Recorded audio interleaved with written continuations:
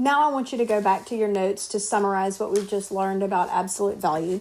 So we said when we want to solve an absolute value equation or inequality, we start by isolating the absolute value part. And that means I always put a big red box around the part that includes absolute value, and it means I'm going to move everything that's outside of that absolute value piece to the other side of the equation or inequality. It is very important that you do that first. When you get the absolute value part isolated, you then need to consider which type of problem is it.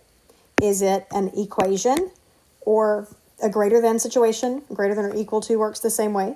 Or is it a less than or equal to situation? If it is an equal situation, then our process for solving it is to make two separate equations. And those two equations will look like the stuff on the inside of the absolute value equals the negative of the number, or the stuff on the inside of the absolute value equals the positive of the number. So those are our two possibilities there. And what goes right here is the stuff that was on the inside. The second possibility is, what if this is a less than? And I'll skip down to this bottom line because less than is what we did first. If it's a less than or equal to, we make a triple inequality.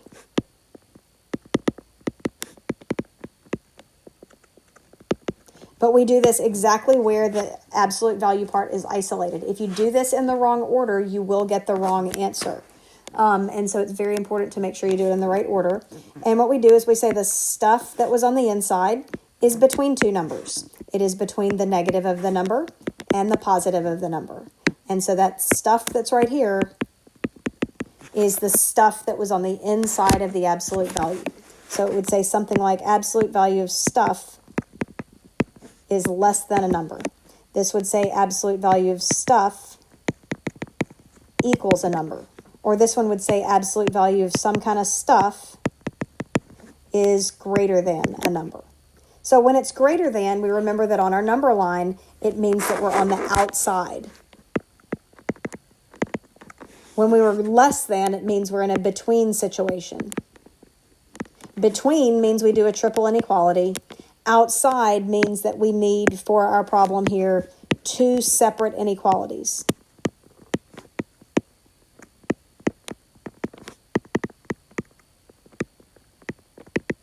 It is two separate parts of the number line, so it requires two separate inequalities. One of the inequalities just looks like, hey, it's the stuff is greater than the positive of the number. The other is the stuff is less than the negative of the number. Connect those with the word or. So that stuff that comes in the middle, again, is the stuff that was on the inside of the absolute value. And then at that point, you have easier inequalities or equations to solve. So even though it's more of them, they're much easier to work with than the absolute value. So that's your process, and you need to make sure that you're thinking carefully through that process each time you solve an inequality or an equation that has absolute value in it. First, isolate the absolute value part, and then consider, is it